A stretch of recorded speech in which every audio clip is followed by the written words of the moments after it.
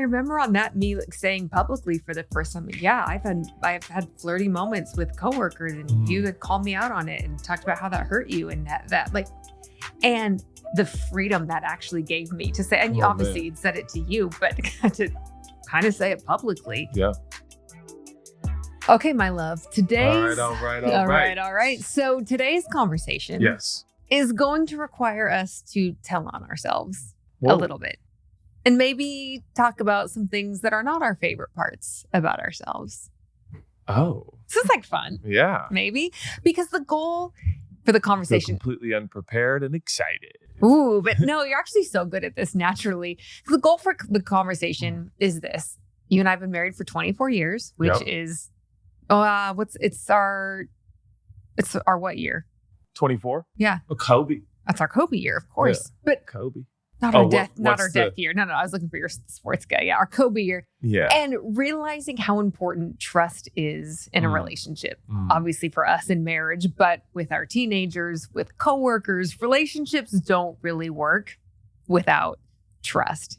So true. But here's what I want to debunk today in our time together. Is the thought that, for people to trust me, they need to see all the best parts of me. They need to see all the good sides of me. If people see how amazing I am, that's when people will trust me. Oh, man. When actually, I think the inverse is true. I totally agree. That when we are willing to be vulnerable, when we are willing to tell on ourselves, expose our own weaknesses, that is actually when we can build trust with each other. Would you agree with that premise? Yep. As I say that, is there a story or thought that comes to mind that illustrates the point for you? Either a time when I was vulnerable or you were, or... Oh, man. I mean, I have some recent ones. I mean, frankly, we are going on a date night tonight. Yes, I'm so excited. Which we are trying to do. You made reservations. I made reservations. I don't want to brag. And actually, it's an award-winning restaurant. Ooh. Not that I knew that. We saw it in an ad in a magazine. Oh my God. How old are we? Ooh, we don't see it on Instagram. Well, you came to me and you're like, I saw this ad. And then, by the way, you didn't tell me where it was in the magazine. So I found it in the magazine and got it. Yeah. Well, anyways, we're going on a date 3 hours. tonight. We're going on a date in 3 hours. And we went dancing last week for our date. Yes, we did. At one of our favorite spots. And it was the next day, I think. Again, this is just last week. You grabbed me, or we were in the car. Actually, we just pulled up, I think, on our way to our daughter's volleyball game. And he said, hey, I need you to look at me. I literally grabbed your face. You grabbed my face. Yeah, like, look at my eyeballs. Look at my eyeballs. I need that once a week. This is me saying I need that. Now, in 24 years of marriage, I have come to discover that it is difficult for you to express need. Like, I need this. I need time with you. You have incredible decorum, and you never want to be difficult or problematic or manipulative or feel like I'm trying to get you to do what I want. So oftentimes we will go, or at least recently, it's as if we have been. It's as if, I don't know why I said that, but we really have been without date night, for a few weeks in a row, and kind of out of sight, out of mind, which is a horrific way to describe why you don't do date night. But life has just been pretty full, and the week will get done and we're like, oh man, we didn't go on a date. That's weird. And really is my responsibility. I'm outing myself, hopefully. But yeah, that was a vulnerable moment that resonated with me and meant a lot, because you were expressing, hey, I need this. And I think you also need the anticipation and expectation of going on a date night, where we're going to go, what we're going to do. And though we may have not got the right restaurant you asked for, at least we've never been, which is exciting for you. I love adventure. But yeah, you recently expressing need has meant a lot to me. It's so interesting to me that that's the story. Our neighbors, literally, did you hear that? It's like a vacuum. Yeah. Our neighbors like are setting blower. up for Halloween right now, which is a big deal in this neighborhood. And they have these 3 skeleton figures that talk to each other, but it's all funneled with the air. The air just came out. I was like, awesome. Who's vacuuming right now during our podcast? How dare, sir? How dare our neighbors vacuum? And we can hear them. No, we love our neighbors. They're so cool. It's really interesting to me that when I asked that question, you brought up a time when I talked about need, which I think is so accurate. But my filter was just thinking vulnerability and expressing weakness. But I think you're right in that expressing need is a huge part of it. Yeah. Because for me, thinking about expressing weakness, I remembered when we took over the church from your parents. Sorry, now, like, I hate being that pastor who just does stories from like a way long time ago. But for me, this was the first time I admitted this kind of thing to you. And so it was so marking and such a big deal. We had taken over the church from your parents. Grace our baby girl was 6 months old.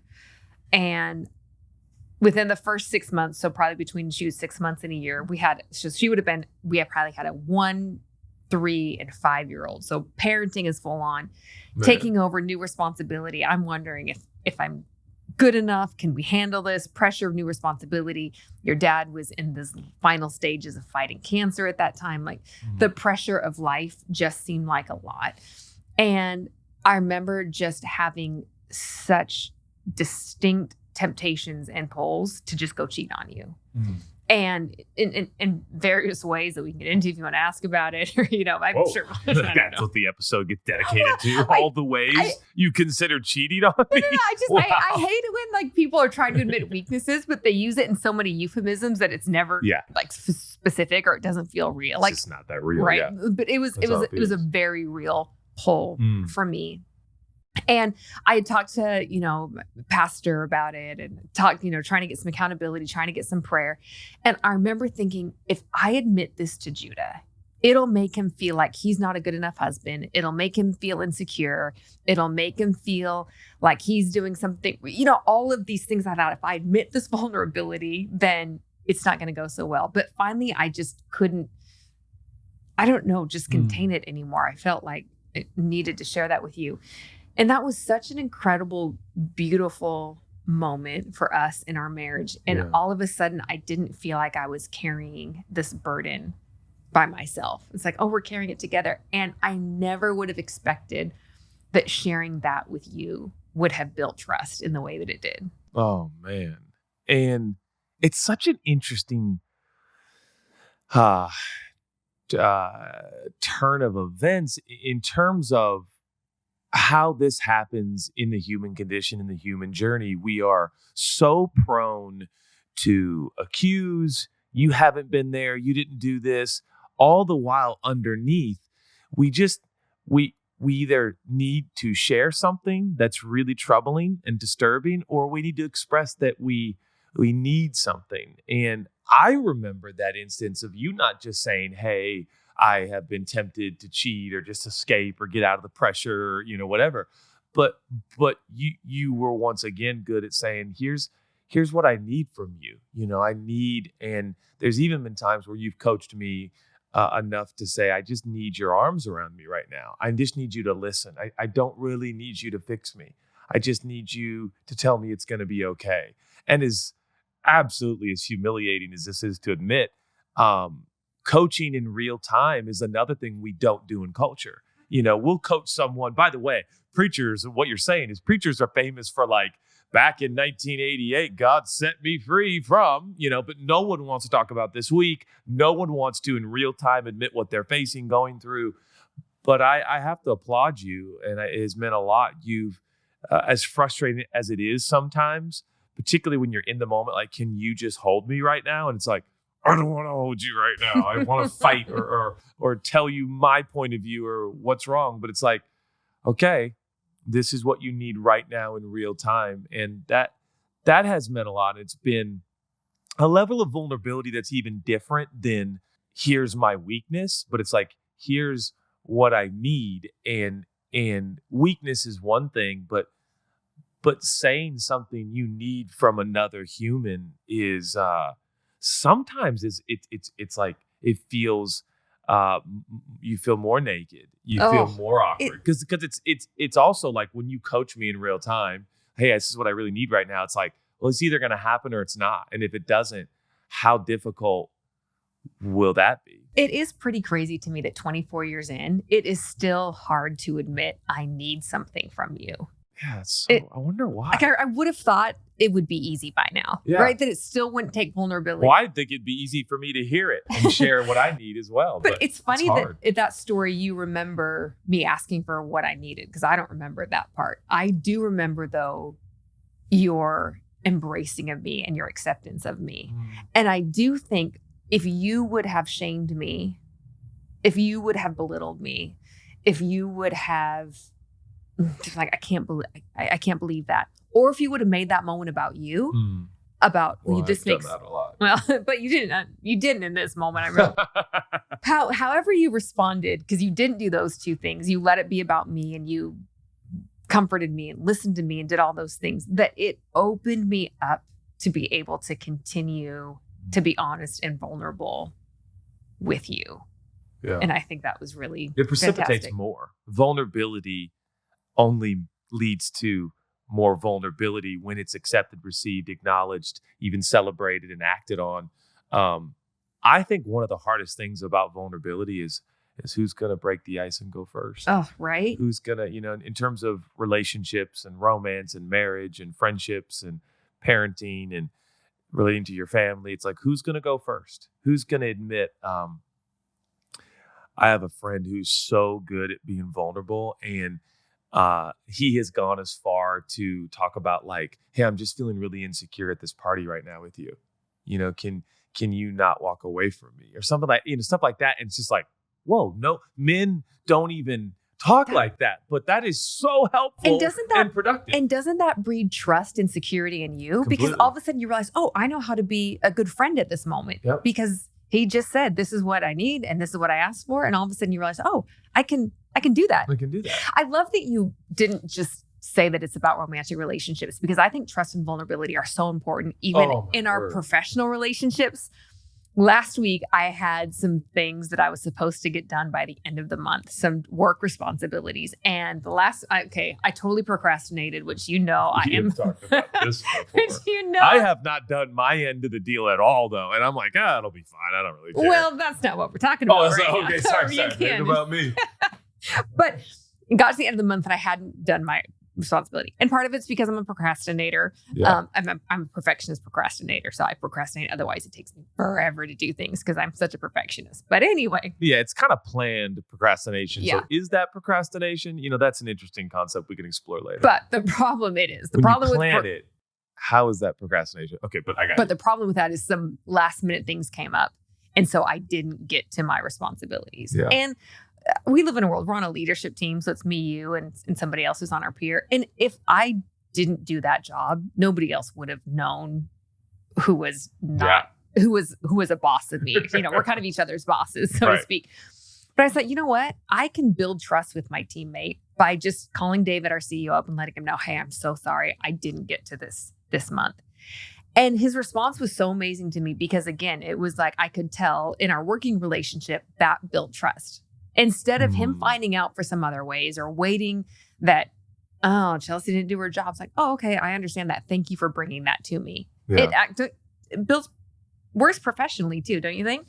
Oh, there's no doubt about it. And I think the most secure person is the first to admit when they're insecure, which is so ironic. And I think we perceive weakness in our environment and culture. We receive weaknesses, if you see it, if it's admitted, we got to hide it, it's spoken cover up, we got to hide it and hope nobody finds out. Yeah. And I just think, man, I've seen it in so many different environments. I've seen buddies of mine who are elite athletes and they're like, I got a little scared going into that game because I don't think I'm as fast as, I don't think I'm as quick as I used to be. And it's like, whoa, talk about a rallying cry for fellow team members of any kind of team. Like when the leader admits, hey, I'm a little unnerved by this. I'm a little fearful, worried. The team can kind of go, you too? Okay, wow. We can all be in on this together. And that's if you're with people who love you. Now, I think the fear is that we are with people who will exploit our weaknesses if we admit them. And I would say that individuals who seek to exploit your weakness will find something to exploit regardless. Wow. So to me, the idea of being vulnerable and open and honest, doesn't really break down there. That's not really a downside. That's a downside, but that downside is going to be experienced any way you slice it. Someone who wants to exploit another human for their own personal gain and progress and increase in their career status or income, they're going to find a way to do that regardless. So I just don't think, I have yet to meet the leader, and we're all leaders. I've yet to meet the team member. We're all on a team of some sort who has ever expressed sincere regret over the use of vulnerability. And by the way, I think this is the future of leadership in this country, and if not the whole world. We are looking for public figures we can relate to. And my dad said it, cliche, prepare yourselves accordingly. We're about to wade into cliche waters, but people relate to your weaknesses far more than your strengths. It's just the way it is. And I think you've done such a brilliant job in this category, especially when it comes to your preaching. I mean, here you are on a stage that's literally elevated, talking about Jesus and the gospel, which is to make us kinder, more loving people. I mean, not through our own effort, obviously, through what Jesus does, but there is eventually supposed to be some fruits of that are like love, joy, peace, patience, kindness, goodness. And how often on stage you have admitted, I got a problem with anger. Sometimes I yell. Sometimes I throw things. And for me, watching our kids, our teenagers who are in the audience, hear you say that, I've been blown away at the trust that has built from them to you, that they realize, oh, my dad is here and he's not trying to be something on stage that he's not at home. And I don't have to pretend like my dad is something that he is not. Yeah. But the courage that takes while you're preaching is pretty amazing. And I'm pretty blown away at the fact that you do that. Thank you for saying that. It means a lot. And I think it speaks to the strength and the love that I feel, from the kids and from you. But I think it also speaks to, it's not as much work to be integrated, meaning, like, I'll say it like this: lying is something I'm very prone to do, but it's just too exhausting to keep it up. Because if you lie and lie and lie and lie, you have to remember too many things. You got to remember, and it's just so much energy output that I'm like, oh, I don't want to do that. I'd rather tell the truth and just be more integrated. And then there's not these, potholes that you cover up with paper. That before you know it, you're in a pothole. And you're like, what happened? It's like, oh, I forgot I had lied and I had told and something wasn't true, and then I wasn't, or propping yourself up to be this flawless leader is, frankly, it's exhausting to sustain that. Exhausting. It just is, and it's not worth it. And I think it's exhausting even in our marriages as well. Completely. If we feel like we have to put up a facade in front of our spouse, the person who we sleep with, wake with, co-parent with, work on finances together, if we feel like we just have to be this version of ourselves that we aren't, that's exhausted. To me, it's no wonder that, the latest stats, 40 to 50% of marriages end in divorce. Do you want to hear the craziest part of that? Yeah. Guess the average length of marriages that end in divorce. How many years? Well, because you're asking, I was going to do like a bigger number than I was prone to do. Just go with your gut. There's 7. Ooh, it's 8. I don't know. It's him. It's the Lord. It's God. Wow, that's pretty impressive, babe. Thank you. You're really. Thank you. Just talking to our producers. You're really in touch with with the human condition. Wow, that's incredible. Well, and probably what you knew intuitively is what I thought about when I read that number, is that it's over that process of time, that 7 or 8 years, that trust just disintegrates. And, things are cited like lack of communication or financial difficulty, are the two reasons that are cited for divorce. But if you think about those two reasons, what if during the course of those 7 or 8 years, instead of trust disintegrating, trust was built through vulnerability, through being your true self, through admitting your weakness, through saying, hey, guess what? I have a problem with spending. I get sad and I spend money because it makes me feel better. Like, what an amazing what a great way to build trust in a relationship, instead of your spouse coming to you and seeing the Amazon, and seeing the Amazon orders, and like, what was this? What's this? We didn't agree, and that erodes trust, instead of coming back and saying, hey, I can't believe, I was just having a low moment and I just needed to buy something, and I got this off Amazon without I broke our agreement. You know what I mean? Like, totally. And by the way, this translates across the board in culture for any kind of leader.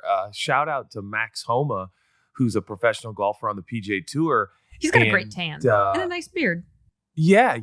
He's got a cool walk too. But Max, aren't you impressed? I know what Max Homa looks like. I was trying to impress you with my golf knowledge. I am very impressed. Thanks. I mean, I know that you know that, but I'm also impressed for you in front of everyone watching. Thanks. Our extensive viewership. But no, Max, back when the Ryder Cup was happening, he's on the last Ryder Cup team, and it was so cool to hear him talk about how absolutely, utterly terrified he was in his Sunday singles match, where if he missed it, U.S. ended up losing the Ryder Cup. But if he missed it, they would have lost it right then and there. And he got in his head like, oh, they're going to say, I choked. And he talked about how he couldn't feel his legs. And it was so nervous. He can't believe that he even made the putt. And it was just like, but it was bonding. It was endearing. Like, no question in my mind, Max Homa got more golf fans and probably fans that aren't even golfers, because it's like, for someone at that level of athletic achievement to admit that they feel the same nerves that I feel on a Friday golf game with my buddies, you just are like, oh, Max and I are similar, at least in that one way, on the golf course. And that vulnerability, again, I think it's the future. I'm not trying to be a prophet, but I'm just saying the future of public figures and leaders and families and loved ones and great friendships is going to be, I think, bold vulnerability in real time. That's my prediction. I agree. And I think it's also an element of shared humanity. Like I didn't hear that Max Homa said that until you just said it right now. And all of a sudden it makes me feel, oh, he's human too. So cool. I have felt that way going in to give a presentation at work, going to preach at church, going to do things. I have felt that knee shaking, like I'm so nervous that people. He said it was like 50 phones buzzing in his legs. But I felt like I'm so afraid that people are going to see the microphone shaking and see that I'm nervous, and then they're going to think that I'm not qualified to do this. So I have to hide my nervousness instead of being open about it. And just that shared humanity, every human has experienced that feeling, right? Totally. Oh my goodness. It's just so life-giving. And I wonder how much that will be healing. You look at where specifically our country is right now. I don't know about our world, but the polarization that's happening. Yeah. Because of so many reasons we don't even need to get into. But man, if we could be vulnerable some more often, and instead of saying, hey, we need to fix this and fix that, if we could say, I'm afraid, I'm actually afraid of this. Yeah. And then people on the other side say, well, that's interesting. I'm afraid of that too. And possibly, and now we're solving like big problems. We're just trying to talk relationships, but that we could actually come together and understand each other instead of polarize and separate. And if there was an institution in this country, we'll just pick on our own country. God bless this country. So grateful for it. I think if there was an institution that is most set up to demonstrate and exemplify bold, real-time vulnerability, I really do believe it's the church house. It's the church community. And I think we could start with just the preachers, which is our own kind. So we're picking on them, but I do preach, and Chelsea does preach. And it's not always what I tell people what I do for a living, because they're like, oh, sorry, I didn't know you're a preacher. But why can't we start, and I don't mean to take us off track here, but I guess I am imploring current preachers, and future preachers that, hey, if you want to be someone who tells the story of God in a sacred hall and setting called the church, what if we all started as these sacred, holy people who speak of the divine? What if we started outing ourselves at a rapid rate? I think it could really affect our country and really affect at least the younger men and women who are listening, watching, and taking cues. Like, that's what a preacher does, or that's what a leader does, or that's what a public figure does.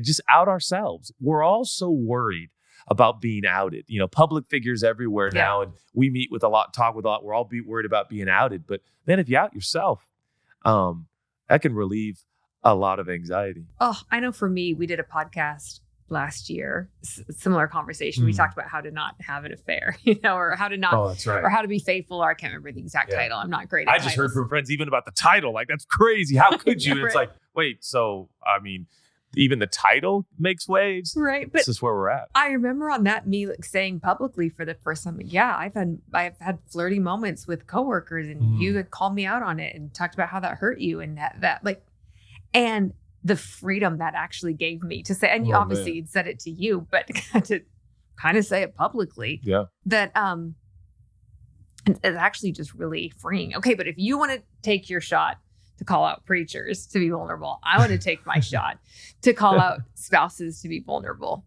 Yeah. That if we're envisioning what a world could look like, to envision families where husbands and wives are not afraid. I don't even think it's fear. I don't know what keeps us into ourselves, but just where husbands and wives have enough faith in each other, and probably ultimately for families of faith, have enough faith in God to be honest and open and vulnerable about big things and little things, and to believe that that is going to result in the relationship that you could only dream of. And I just simply want to respond and take a shot and swing at. Ooh, so many shots and swings today. Yeah, just at why that is. You're like, maybe it's fear, and like maybe it's not. And I think sometimes it's just the accumulation of pain and problems in the world. If you're married and you have children, with your own children, if you're like us, our parents aren't getting younger, so there's complication as they age. Your dad's been fighting cancer for years.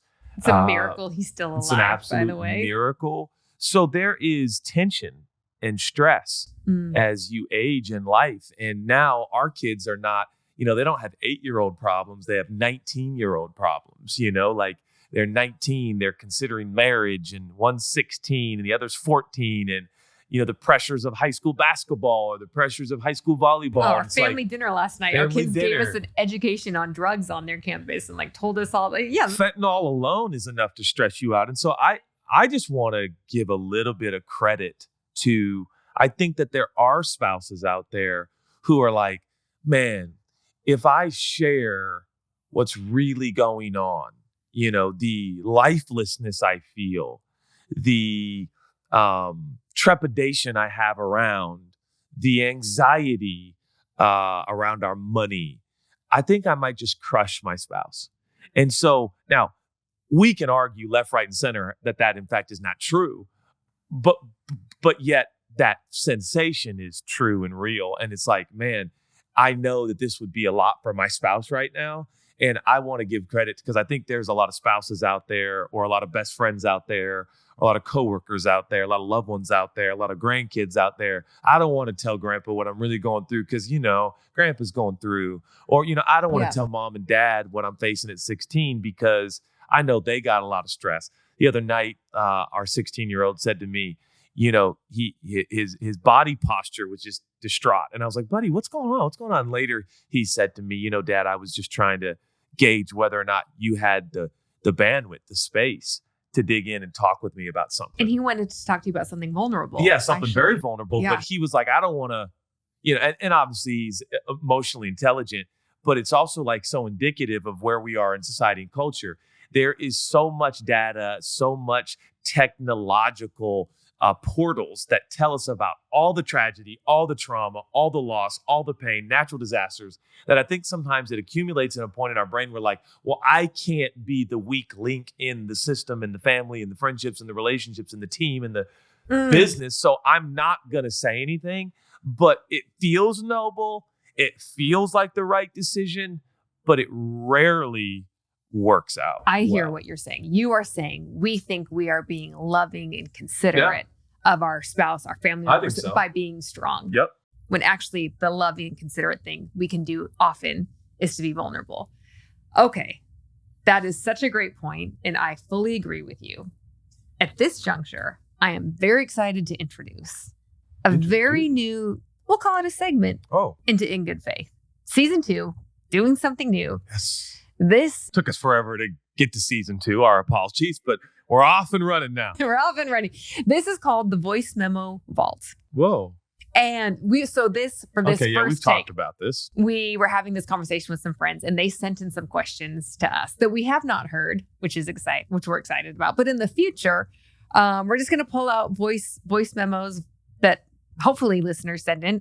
Send in your voice memo. Send in voice memos. And sometimes we'll give you a specific topic. I don't know, but it's a fun way to interact and see what's happening. So our commitment is that we will not know what is on the voice memos before we listen to them, that we all get to hear them in real time. Yes. And we get to have a topic about the conversation. So wait, is this about vulnerability or? It's about vulnerability. Here we go. Should we listen? We change because I have more thoughts to share, but we have to wrap up the conversation. Okay, all right. Okay, let's hear this first one together. Hey guys, Jude and Chelsea. My husband and I are big fans of the podcast.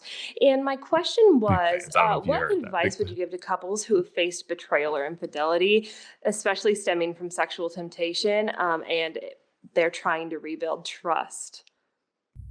Such a great communicator. Start us with an easy one, huh? Ooh.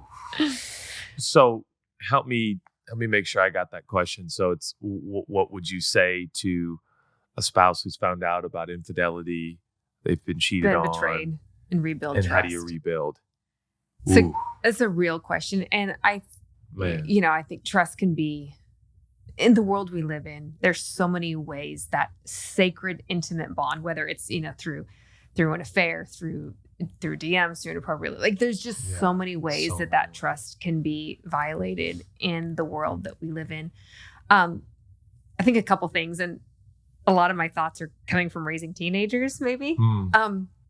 The first thing is this: if at all possible, it is always so much better to tell on yourself. Yeah. You know where I'm going with this? To tell on yourself than to get caught. Yeah. And maybe you're coming at a place where you've already been caught. So, okay, you can set that aside for a minute. We'll address that. But if you haven't yet, you you still got a chance to out yourself. And there's something different about that. Right. And if we've been having this conversation and something is coming up in your mind, something is, so you just had that nagging sensation of, and like you're a listener, you know exactly what it is. Do yourself a favor, and before you get caught, out yourself. Yep. Do you think that's the first step to step one? I mean, and you realize it's so interesting because in that moment, you are going to completely crush trust. But in that act, you will also be taking a step, and you won't feel the effects of it at first. Yep. But you will be taking a step to rebuild trust, even as you crush it. Gives you a much better shot, that's for sure. Because it's not going to feel like you're building any trust at that moment because you're tearing it apart. But it will be remembered and it will be recalled that it was something that you brought to your loved one, and that can go a long way. I in an effort to motivate anyone out there who's in a situation, and it could be a business partner too, by the way, where it's like you've cheated on the money, and you've taken some of the money, or you've done something unethical, and it could dramatically affect the business status, partnership status. Here's why I would urge you, or how I would urge you to do this, and that is that, frankly, this idea that oh my word, this is crazy. How outrageous. How could you? That's such an interesting concept. How could you? Well, we actually know the answer to that because we've all broken trust. We're all human. We've all done things. Now, we tend to, as human beings down here in linear time and space, to rank different acts. And by the way, in a relationship, I understand there are certain acts. Theologically, sin is sin. Yeah. Relationally, certain acts violate trust significantly more levels. Than other things do. But I think sometimes we assume on the business partner or the spouse that they are going to be so shocked and so devastated, and they may very well be, but let's keep in mind and sober ourselves up a little bit and go, hey, as human beings, we all break trust all the time. And so everyone listening to this conversation, whoever you are, whether you like it or not, you absolutely can relate to that voice memo. That voice memo is relatable. And we got to start there, that we're actually all in this together, and maybe infidelity becomes this big, whoa, oh, thank God I've never, been involved with infidelity. It's like, well, but we've all had temptations and desires and thoughts, and we've all, cut some corners in life. And so I say that because oftentimes when things aren't level and there's not this relatability, we think we are, the terrible, horrific, worst person ever. So what's the use? It doesn't matter. It's redeemable. It's recoverable. Yeah. God is gracious. You never know the possibility. And by the way, assuming on your business partner or spouse or a friend, how they're going to react, you don't know, but it's worth absolutely this relationship, this business, this friendship is worth putting yourself out there. This is what I've done. And, I just 100% believe what I'm about to say. The sooner, the better. I know it. Yeah. It will, holding on to something, it will never get easier. It will never get better. And I think too, whether you out yourself or you've been outed or you've been caught. Yeah. Now next step. Yeah. Now next step, rebuilding trust is admitting that trust has been violated and trust has been torn down, and it was torn down by your actions, by taking that ownership. Go back to the, the Garden of Eden, right? The famous moment, is it famous? Yeah. Where Adam and Eve have sinned and God comes looking for them. Yeah. And as soon as God approaches them and says, what happened? Adam's response is, well, she made me do it. And that is... And us guys been doing that ever since. Well, all of us humans have, let's be honest. Okay. But thanks for owning it for the guy's sake. Yeah. But that is the sure way to devolve trust that has already been ruined. Whereas if you take and say, I was wrong, you were right, and the consequences of my actions were to violate your trust. And the trust that we have is the most valuable piece of this relationship. It's the most valuable currency. This relationship functions on the currency of trust. Yep. And I have robbed that, and owning that from the get-go. And I simply just want to expound on that by saying, in moments where you have been vulnerable to me about decisions or actions that you regretted of any kind, small or great, I'm reminded that there has been more than one time where you've said, I did it because I liked it. Like in the moment, I'm so embarrassed. I love you so much. I didn't want to do this, but it felt good in the moment. And I remember one time, it was like you shared sensitive things about our marriage or friendship or whatever to somebody. And I was like, babe, why would you tell them that? And you're like, I'm so sorry. I'm an idiot. I love you. It made me feel special. Like I belonged. Yeah. It made me feel better than you. And I liked it. That has meant so much to me, at least. It's such a great point, because that acknowledges what the root desire is. And then I believe that gives hope for rebuilding trust in the future of, okay, instead of just working on the action, that we can work on the desire. Yeah. And instead of saying, be honest with that. Exactly. Instead of saying I hate it. I still can't believe I did. I hate myself for doing that. It's like, well, but you did it because you liked it in the moment. It felt good, right? Yeah. Okay. Then we're getting somewhere, because that's us being human. And I'll say one of my favorite verses in the sacred scriptures, God remembers that we're dust, and we are very, very well and truly mortal and broken and fragmented, and we are not whole. We are not complete. We will be someday, but we are not. And admitting that, I think the healing process is sped up, if I can say that. And I do have to say this as I don't know if caveat's the right word, but this conversation doesn't mean that every relationship where trust has been violated needs to be repaired. Yeah. Some there needs to be a letting go. Yeah. Forgiveness always needs to happen, but sometimes it's a walk away. And sometimes it's a walk away first. Yep. And then see what happens. And sometimes it's forgiving every day and never speaking to them again. Maybe there is that for your own health and for yourself. Yeah. Okay. So we started with, real easy question. Yeah. For our first voicemail call. Should we go to... we didn't, did we?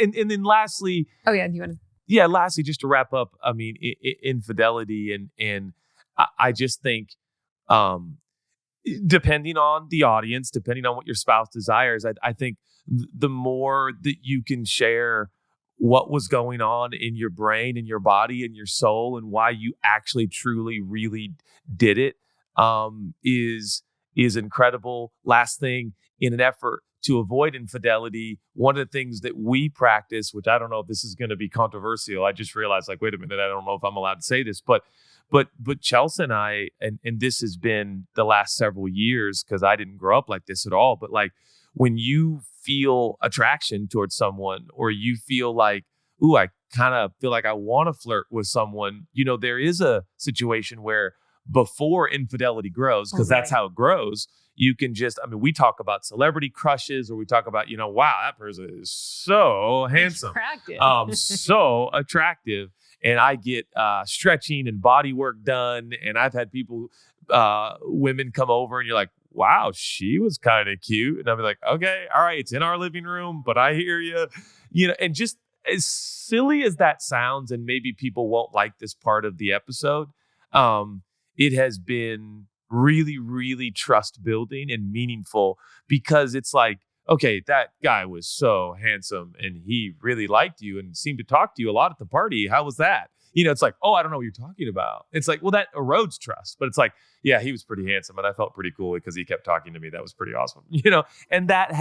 And we have a group of friends that practice the same thing, and it's built trust, and actually I think is helping avoid things like infidelity. Yeah, it's built trust and intimacy. Yeah, too, between the two of us, which has always been so beneficial. Can I just say one last PS on the infidelity? Yes. Outing yourself, sharing, the motives and the desires of your heart, very important. Yes. Details, not important. Yeah. What if they're asked for? Wait. Okay. Obviously, I think a lot of times as a counselor, but if they're asked for, just say, we're all emotional right now. Let's think about this. Because once you learn something, you can't unlearn it. Can't unsee it and unfeel it. Yeah. Yeah. And unvisualize it. And I think it could just make the trauma. I'm sure there's professionals who are way smarter than us, but that would be my gut. The gory details can be quite literally unnecessary. Yeah. Yeah. They can just end up being more hurtful. It's just more to overcome. But that's just a PS that. Yeah, and an opinion and a thought that we have. Just an opinion. PS. All right, should we dive into our next another voice, vaulted voicemail? Another voice memo vault. Let's see what we have here. Hey guys, I have a question for you. For individuals who are currently single and grappling with sexual temptation, what advice can you offer to help them make choices that they won't regret when they eventually enter into a committed relationship? Definitely a believer. Sexual temptation. That's awesome. Oh, man. I love Christians. Advice. Oof. Lots of advice. What do you think? Scripture comes to mind. Oh. It's an old covenant one. So it's one of those that, like, what do we do with it? I think it's in Deuteronomy or Exodus. Old Testament. Yeah. I don't know if that makes sense, but I hear you.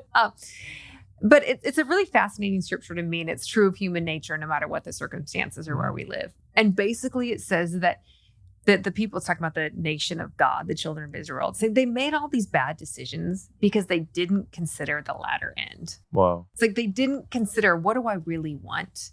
And when I think about that question and the way we talk to our teenagers, especially, is, hey, what do you really want in life? Wow. What do you really want in your marriage? What do you really want in your, in your sexual journey? Yep. And to have a vision of that that's clear. Yeah. Do you think that's a great place to start? Yeah. The Solomon said, these are sayings that are mostly true most of the time. Proverbs, Yeah, Proverbs. Did I say Proverbs? You said Solomon said, but. Solomon said in Proverbs, book of Proverbs we call it. But without a vision, people cast off restraint. They live carelessly. And that vision has an ability to kind of put in some boundaries, by pure passion and motivation for what you want. All I'm saying is I so agree with your approach, because like, well, what do you want? If that's what you want, like, no offense, don't be dumb. Yeah. Don't be dumb. It's not like a Disney cartoon. You don't like get married, and then suddenly you never have an urge, surge, or desire for another human, only the person you married. Quite the opposite oftentimes. Actually, now you're not single. You're not just running around the streets doing what you want. You now have a spouse, God forbid, maybe kids, and now the stakes are higher. the pain is more intense. The fallout is greater. And all of a sudden it's like, whoa, let's talk about this. And I've encouraged men too, like, don't get married right now. I think there needs to be some time and preparation, because there's a level of commitment that I think is going to help you get to where you want to be and who you want to be. But it gets back to vulnerability and transparency. It just does. Like, here's what I really, really want. A lot of guys say, this is what I want. It's like, well, I mean, that's really what you want? Well, not really. Okay, great. I had such a meaningful night last night with some friends of mine talking, and one of my friends literally said, and he's not like a teenager, he's like, I finally know what I want. Wow. And we shared tears, because it's a big deal when you really know what you want. So you got to get honest too. You start talking about sexual temptation, like, what do you really want? Because we say we want stuff, but then our actions say something different. So, but I think there's power to the exercise you just talked about, which is, yes, reverse engineering, but then talking about it, having open, honest conversations with a group of people, hopefully, who want similar things. I agree. And who can work and not strive at our own effort, but enjoy the process together of going in the same place. I think is such a powerful process. As we conclude our conversation today, I want to say what I think is the most powerful tool that aids in vulnerability. And I'm curious if you agree with me. Whoa. The thing that we need the most internally to be able to walk out, exposing our own weaknesses, being vulnerable, outing ourselves, saying what we need. I think it is, and I'm definitely going theological here. Yeah, I have one too. I hope yours is mine. Oh, look at so many bonus points. Here we go. Dun, dun, dun, dun. Like, I want you to write yours down now. I think it is understanding that we are all individuals who have made mistakes and messed up. But because of the work that Jesus did by living a perfect life, going to a cross, resurrecting, that the Bible calls it righteous, that we have been giving right standing with God, not because of our own work, but because of the work of Jesus. And that means that the work of Jesus can't be undone. So my right standing before God cannot be undone. And for me, it's gifted, not gained. Yep. And for me, that is the inner disposition that I need to continually be vulnerable, be honest, be transparent. So how'd we do? Yeah, I couldn't agree more. And I would simply add to it? say the reality of this permanent, unconditional love that you have from the most powerful being in the universe. If that doesn't change everything, then nothing will. And that right relationship that we are gifted with God by God, and it's just there. And it's always there. And we are always loved. For God so loved the world. You are not just loved. You're so loved. You're so accepted. You are thought about. His thoughts towards us are more numerous than the sand on the seashore. That gives you this feeling, because so much of our life here on earth is performance driven, and you earn and deserve. But in our relationship with God, it cannot be earned, cannot be deserved, cannot be warranted. It's only gifted and received. And that, honestly, people, I think, see us as like preachers or pastors or religious. It's like, man, I don't have any need for religion. I don't need any tradition other than a few golf traditions. I need love. And the love that you and I get from this God, gregarious, wonderful being that we know has a name, and his name is Jesus, allows me that secretive late night mental gymnastic moment where I'm like, if I tell her, if I tell them, if I tell him, they might not love me like they used to. I wonder if they'll see me differently. And the conclusion that I get every night and every morning and throughout the day, that no matter what, I am accepted, and I am loved, and I am approved, and I'm his. Well, all of a sudden, all bets are off, man. I'm free. I am truly free as a human, and free to own and deliver and and reveal who I really am through and through. And that's, and then if that becomes the glue and the basis of a romance or a friendship or a relationship or a business partnership, well, then all of a sudden you're both nightmares, both willing to admit your shortcomings and weaknesses. Well, now suddenly you got a match made in heaven. Right? It's that stance that my worth is not dependent upon how well I have performed.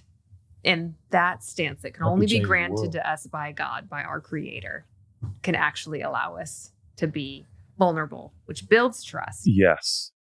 So I would like to conclude. Okay, please do. No, I actually want you to get the last word. I would like you to pray, which we love to do. It's not that prayer works, it's that God works. And when we talk to him, things happen and we change. And I think it's simply an incredible exercise that we have been gifted by God to partner with him. And I'd love you to pray for people who are dying in secret, who are suffering in silence because they can't possibly imagine telling anybody what's really going on in their life and their heart. And, our prayer is going to turn into a church service if we're not careful here, but our prayer is that you watching or listening would suddenly feel the love of God in such a profound and intimate and personal level that it would prompt you to share things maybe you've never shared before with the right people in the right setting, not to be reckless. And people often can use the deep things we share to hurt us. So, God's going to give you wisdom in who to share with, but it needs to be said. It needs to be said. And I think God's going to give some people some courage. So I did my sermon. Will you pray for people right now? Yes. I feel like we need the piano playing softly. Yeah, totally. Yes, I'd love to pray. Jesus, I know that you see every person. You have seen every mistake. You know every weakness. You see every teeny bit of shame. You see every bit of guilt. Jesus, I know that you desire for us, your children, to not live in shame, to not live in guilt, to not live in fear of being caught or found out. Lord, I do pray for those individuals right now who feel that way in this moment. Jesus, I pray that your spirit and your truth and your word would come right now in this moment, and you would overwhelm these individuals with your love. Overwhelm them with your acceptance. Overwhelm them with your forgiveness. Overwhelm them with feelings of their worth and their value, not coming from their actions, but coming from what you did on the cross and who you are in and through them. Jesus, I pray that from that place of being loved by you and being accepted by you, Lord, I ask right now, after listening to this, Lord, that you would give my brothers and sisters the courage that is necessary to take a plan, to be vulnerable, to share weaknesses, to build trust, to build relationships, and to do that with a strength that comes from knowing you. Lord, I pray against any distractions that would come and keep people from following through on what they've determined to do in their heart in this moment. In Jesus' name, amen. Amen.